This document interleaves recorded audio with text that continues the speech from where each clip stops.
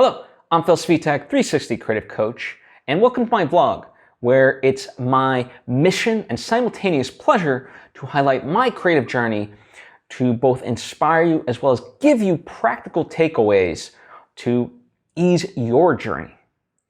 Now, before I dive into things, I would like to take the opportunity to invite you to subscribe if you haven't already.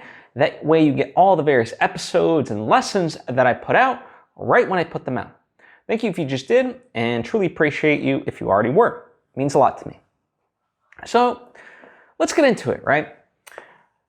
A quote that I was thinking a lot about, it's from one of my favorite movies, The Addams Family, is old business is old business and new business is new business, and we do not discuss new business until next quarter. Now, that might not be verbatim, but pretty much that, right? And the reason I thought about it is because I have all these ideas that I want to get to. However, there's things that I need to finish up, right? And I need to, I think a lot of times we get so excited about new things that, we don't quite cross the finish line on some of these things. And so, as much as I wanted to focus on a new book, what I really have to do is get back to writing my nonfiction book, which chronicles the making of my first movie, Idol. That my goal was always to make the movie and then write a book based on that.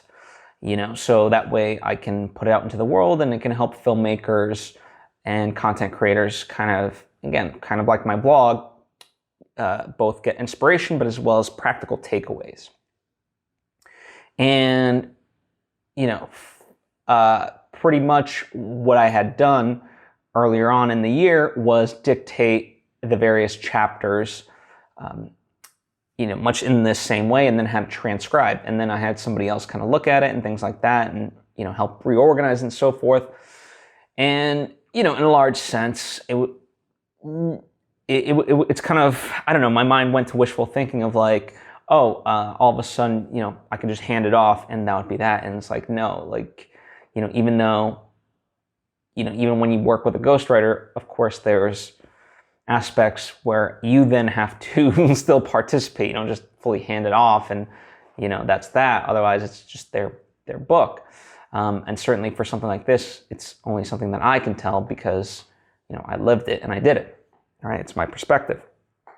So in that sense, I'm like, okay, you know what? Rather than work on this new idea, this new story for a fiction novel, let me refocus on the nonfiction, let me get this done before I move on to anything else. So that was kind of a big thing. And, as ideas come, and that's the kind of the thing with, working on new material anyway, is that a lot of time of the work is really spent thinking about the characters, the place, and really outlining. So, you're not necessarily putting things on paper 100%.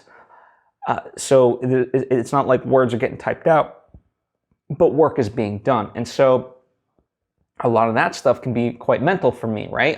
As I walk my dogs, I can kind of come up with ideas and just jot stuff down. So I can still kind of do that side of it, but make writing the nonfiction how-to film book a priority when I sit at my computer at my desk, right? So that's kind of the goal, right?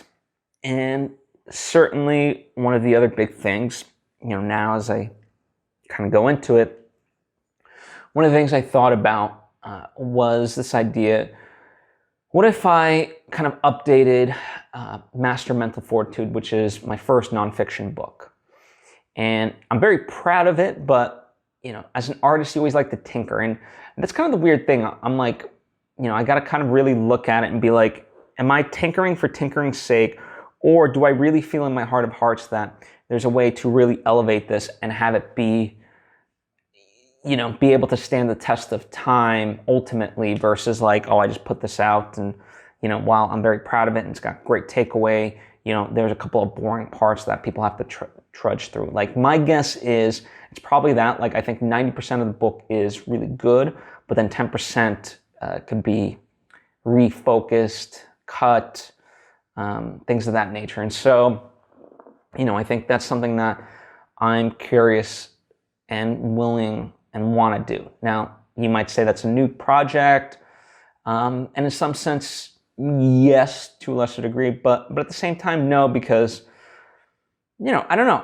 It's something that like is done. It's out there. You can purchase it now, but I don't know. I feel like I owe it to you and everyone else to kind of up it and make it a little bit, based on what I know, a little bit better. And that's, listen, people update versions of books all the time, especially in nonfiction. It doesn't mean I want to tinker with this book forever. It was always my intent to, even just along that line, as I continue through my life and put out these types of lessons, to then, make a second volume, a third volume with like new lessons and things like that in the Master Mental Fortitude series, right? Because I don't think, none of us are ever really done learning. So that was always kind of my intent. But nonetheless, I think I just want to put in a little bit more work into this one, because even though I had spent like a year and a half on that one, I think if I just go, give it one solid final polish, I think it can really be elevated in that sense. And so I'm kind of thinking about that as well. Now, as far as, the big thing that I'm kind of working on now is the pre-production / you can call it pre-production or development phase of my second feature film, In Search of Sunrise. So the script is being polished by my co-writer, Jason, even as I speak to you now.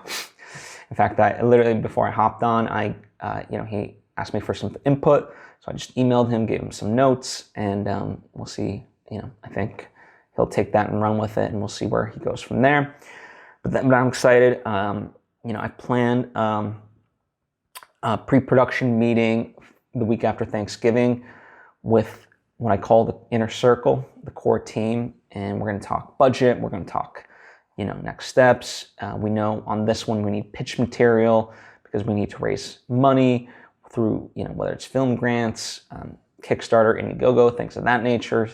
So I've kind of been doing that. I've been, slowly in the past week, kind of preparing stuff, and like I even did a pitch deck, just through Keynote. I just kind of did a preliminary thing. For me, I'm never one to, I don't want to work on the graphic side of anything until we have the text and just the general layout. And so Keynote, it's like PowerPoint. And for me, I literally just focused on text, picked the stupid visual template and just went with it, right? Because I know I can add the visuals later and go from there. Now, I've worked with, this is kind of like, if I have any pet peeve with creative people, it's when they just can't trust the process and they need to see things and it's like quote unquote final form and then give it notes. It's like, well, no, because then we just have to, we literally just waste so much time by creating all the graphics when, inevitably they're going to change and so forth, or the text and blah, blah, blah, which is going to change the layout and yada, yada, yada, right? And so I always like to break it down into phases, and in that sense, I can work at the speed of thought. And so for me, it's like, okay, well, let's plan out each page of the deck, what the text is going to say. Sure, we can have a rough layout, just draw a circle of picture goes here, blah, blah, blah, and we're creative. We should be able to use our imagination, right? And that, to me, that A, saves time, but it also definitely saves money. And so, that's why I like to work in this way. And it's a lot more, it's time effective, cost effective. And in that sense, you're working at the speed of thought. So, I did that in terms of the pitch deck. And then I also did what's called a one sheet, which is basically, as the name implies, it's a one-page overview of the project, and so I put, for me, I put the name of the movie, kind of quick synopsis, the team, and what's required of budget, shooting days, and so forth. Now, obviously, right now, we don't even know quite what the actual budget that we will fully need is. So that's kind of, you just put, excuse me, I just put it an X budget, right? X dollar budget. Even as the script being written, I just put like 100-page script, right? Rough, I'm just putting like 20-day shoot day. All that stuff will change once we really like get down to the nitty-gritty of pre-production. And again, that's why I don't like to like finalize these things. I'm just creating a template so that way we can kind of look at it of like, okay, well, what's the layout like? Do we kind of like this? Bum, bum, bum. So that way it can go into the next phase, right? And so if there's any like takeaway from this is break it down into smaller bite-sized chunks. So A, it's not overwhelming, and B, it's not costing you that much money, and you can make changes. You can make the needed changes as you go along. And I think people are so afraid to commit, and what they don't realize is that by committing to decisions, it saves you in the long run, right? I mean, ultimately, you're going to have to make a decision, and if you keep putting it off, it's just you're delaying the inevitable. And so, in this sense, it actually kind of works in your favor because you're making you're sequencing the decisions into peaceable, more manageable parts, rather than having to make them all at the same time, right? So, did that, and just doing a lot of research, I'm thinking of ways to do this movie. If like I mentioned last episode that I wanted to turn this into like an animated rotoscope type movie, in the vein of Waking Life, A Scanner Darkly, Amazon's Undone TV series, I think is, a great example of something. And, in that sense, so I'm researching how to do those things. Now, of course, the rotoscope process in terms of, these movies, the way it works is you film it and then it gets translated. Now, movies like Waking Life, like in that sense, there's a little bit left for interpretation, especially like with Undone. Like they're literally just filming almost like make-believe and then filling out the sets. Whereas like Waking Life and Scanner Darkly, they had sets and kind of you filmed it and then you just kind of literally painted over it for the most part, right? I mean, some things were added in that sense in the post process, but for the most part, they shot it as if it was a real movie. And so for my purposes, I'm looking at it like, okay, worst case scenario, how can we film this fully live action, right? Because if we, the closer we get to that, then maybe we don't need the rotoscope aspect of it, or like, is there another option? Would this movie, could it be like abstract, maybe, in the vein of like Be Kind, Rewind, or, how they make movies in there, or like a Dogville. Now, obviously, these are, I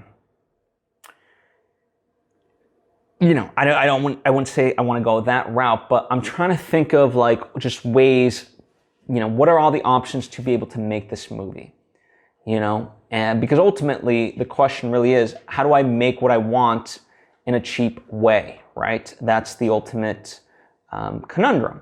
And so in this way, in some sense, kind of like with Waking Life, it is a bit of a cheat where I film the movie for dirt cheap and then have it animated, right? And I put out a post last week and got some great feedback and great insight to kind of be able to take the next step, because I posted about like, hey, friends, does anyone have any insight into animation, so you can point me in the right direction and so forth, and basically be asking the right questions. I just needed a North Star that I didn't have before. And a lot of people came back and so forth. And, this might be stupid on my part, especially at this point in the game, but, I respect people, but I think, I think we are overly cautious generally when giving advice. And so people, kind of are looking at me like I have my head cut off of, they think like it's going to take years and it's going to take a crap ton of money. Now, it could take years, sure, and whatnot, but I don't think it has to cost as much money. And, I mean, again, their ultimate thing is they don't want me to just think like this is laissez blah. This won't be any work and that I can get it done. Like I'm willing to put in the work, but I do think it doesn't have to be as expensive as people think. And so, as of right now, still, for the most part, the most viable solution that I keep going to is film this as much as I can in live action. Have it rotoscoped, and whatever we couldn't film in live action, really enhance through the animation, right? And luckily by my friends kind of giving me a North Star, they gave me a good list of animation companies, rotoscope companies to get in touch with, to ask around and so forth. And so I've been in touch with a few of them, and I'm getting in touch and kind of talking with them and seeing, what the process would be like and so forth. And really where we're at is, I think in January, that would be the goal, is to film a 2 to 3 minute representation of the movie at its most like chaotic, visually arresting moments, and send that to these various companies and see what they come back with, and that way we can see the process. We can see, we can start to then budget it out and so forth. So that's kind of, where I'm at right now in terms of the process. And again, I think more, one of the other things I did was, I created this is less about the animation side, more about just the process of the movie. I created an agenda for the meeting that we will be having, and I really outlined it. I put in resource links and so forth. And, my intent is, rather than just like go over the stuff and give people homework after the fact, like I really want to hit the ground running. And so, putting this stuff, like we really have a solid, tight agenda. Everyone knows kind of what we'll be discussing. And, in that sense, people will have already done some research going into the meeting, so we can have a meaningful discussion rather than just like, all right, so where are we at? How do we do? And what are the first action steps, right? I want to hit the ground running. So I did that. And looking forward to a very productive meeting. In terms of my end, as I said, I've been primarily studying rotoscoping and how the process works. Been really studying Waking Life in that process, Scanner Darkly, Undone. So I'm thinking about I looked up books that I can also read in that sense, and I'm really going to study those. And one of the questions for me, ironically, was, I don't want to just, I'm a big advocate of, free learning, right? And so, okay, what's free? Well, the library's free. And I was like, wait, I haven't been to the library since pre-COVID, so how does that even work? And so luckily, I looked it up and there's places open, and what you do is you reserve a book through the online system, and then you schedule time to pick it up, and that's how it works. So I'm compiling all the books that I want in terms of to read in terms of the rotoscope/animation process. Gonna put that order in and get all these goodies for free, because the library is free, and read them over the holidays, right? And so that'll be fun for me. And in that sense, it kind of reminds me of, I was watching Queen Gambit at the Netflix show. I don't know if you've seen it.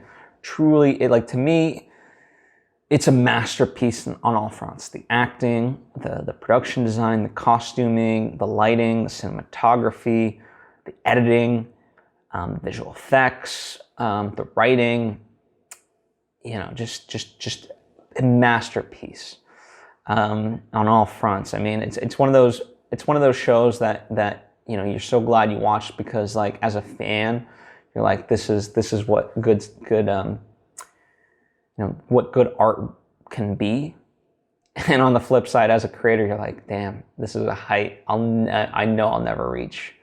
Never say never, but it's like, damn, this is really good, and I'm really jealous. But I digress. The point of it, she's a chess player, that's the protagonist, and she studies all these books. As a chess player, you study past matches and books and so forth. And so in this sense, I kind of feel like that of okay, I'm getting my books, I'm really going in and studying the craft. So it's cool in that sense to be able to compare myself. But other than that, I'm also watching Loving Vincent. Loving Vincent is another kind of interesting, it's an animated movie, but it's hand painted. It's very fascinating in the style of Vincent van Gogh.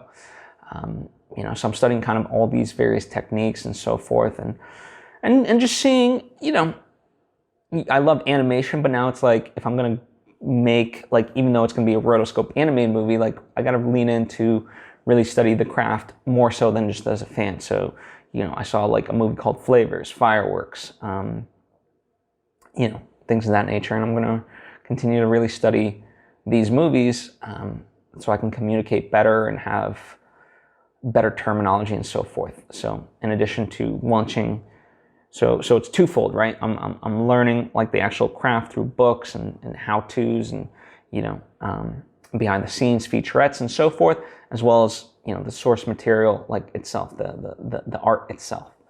So that's the way I'm approaching it. The last thing I guess I should talk about that I haven't really talked about, but is the American film market. So the American film market, as the name implies, is a market where people buy films. That could be in the script phase or a completed phase, right? Anything in between. And, In Search of Sunrise was part of the American film market, but nothing really happened. And, kind of like, I don't know, it's just so interesting how like things are happening, but they come and go in such a weird way because, we're not fully involved in that sense, physically at least. But it's not, I don't know, it's not a negative because, I'm no expert, and certainly I can't really talk too deep into it, but this year, the American film market, like, nothing really much happened as far as I understand it. And that's because, like, people don't know where things are headed in the film market, not just in America, but worldwide. And so, in that sense, I feel no shame that nothing happened with In Search of Sunrise. Like, to me, it's like, okay, it was an opportunity. It didn't happen. Great, moving on. Great, keep going. And I think that's how you have to, look at your art. Take the opportunity, try. Don't just dismiss it. But, if it doesn't work out, it doesn't work out, and you keep it moving. So, that's kind of the way I look at things. But, so yeah, I think I've made a big resolve to focus on, as the Adam Family quote goes, old business is old business and new business is new business, and we don't focus on new business until next quarter. And for me, next quarter just means until I get these things done, all that other stuff is great. I can put them on the wish list, but I don't go to the wish list until these things are complete. So yeah, that's what I have for you. That's what I've been doing. And yeah, if you have any questions about any of the things that I've talked about, or questions about things I didn't talk about, by any means, ask away. Happy to answer anything and everything. Thank you so much. I appreciate you, and hope to see you next time.